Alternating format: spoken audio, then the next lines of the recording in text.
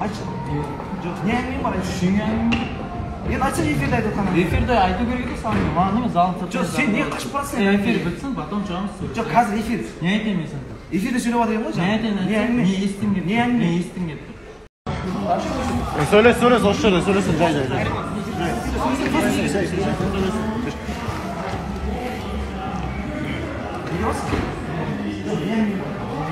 Жиырма жетіде кетіп қалатын адамсың, сен айтқың келген нәрсені айтсайшы. Не сұрағың келіп тұр? Не естің кетіп тұр? Мен естің кетіп Сен қуасың ба сен кішкене? Не естің кетіп тұрсың? Мен сені сұрап алайын ба? Маған Ақан бүйтіп айтшы деп айта алмаймын сен. Неден Сен кетіп кішкене тұрсың? ақыл болсын. Жүр төбелесеміз ба онда? Төбелестік, Кес, өзім сөйлейін. Жоқ, сен кетті ғой.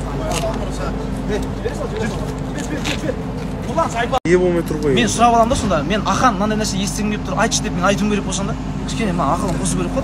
Енді қатты ашуланбай қойса, енді сенің бауырың сияқты келеді ғой, жасың негізі қатты үлкен емес. Мен ашуланып тұрған жоқ. Өзінің тіліне ие болмай қойды да Эфирде енді. не айтқың келді дедім да, 27 жас сен кетіп қалатын жаңа очко. Не әңгіме десем, не естігің келіп тұр дейді менен. Енді адам енді өзінің сөзіне